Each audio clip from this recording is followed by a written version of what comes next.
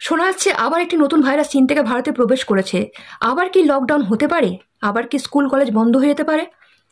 নমস্কার বন্ধুরা, আমি একজন স্বাস্থ্যকর্মী। হ্যাঁ, আপনারা ঠিকই ধরেছেন। আজ আমরা আলোচনা করব এইচএমপিভি ভাইরাস নিয়ে। এইচএমপিভি ভাইরাস নিয়ে কেউ অযথা প্যানিক করবেন না। এটা কোনো নতুন ভাইরাস নয়। ইনফ্লুয়েঞ্জা বা অন্যান্য ভাইরাসের মতো এটিও রেসপিরেটরি ট্র্যাক্ট ভাইরাস। এর কোনো ভ্যাকসিন এখনও তৈরি হয়নি। এর সিমটমসগুলি হলো সর্দি, কাশি, জ্বর, যা 3 থেকে 5 দিনের মধ্যে সম্পূর্ণ সেরে যায়। যে কোনো ভাইরাসের সংক্রমণ প্রতিরোধের আমাদের প্রধান হাতিয়ার হলো আমাদের শরীরে ইমিউনিটি পাওয়ার, অর্থাৎ আমাদের শরীরে রোগ প্রতিরোধ করার ক্ষমতা। যাদের শরীরে রোগ প্রতিরোধ করার ক্ষমতা কম তাদেরই এই ভাইরাসে আক্রান্তের সম্ভাবনা বেশি।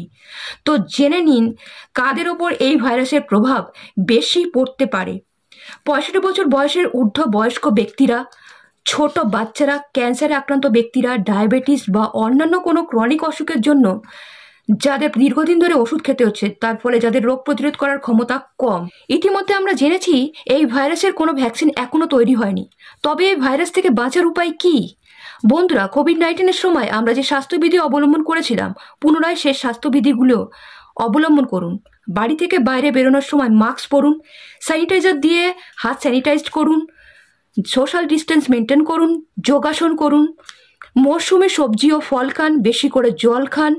বাচ্চাদের ও বয়স্কদের অকারণে বাড়ির বাইরে বেরোতে দেবেন না, ভিড় এড়িয়ে চলুন। সুস্থ থাকুন, ভালো থাকুন। স্বাস্থ্যের বিষয়ে আরও নতুন কিছু জানতে হলে আমার চ্যানেলটিকে সাবস্ক্রাইব করুন। দেখা হবে আরও একটা নতুন ভিডিওতে। ধন্যবাদ।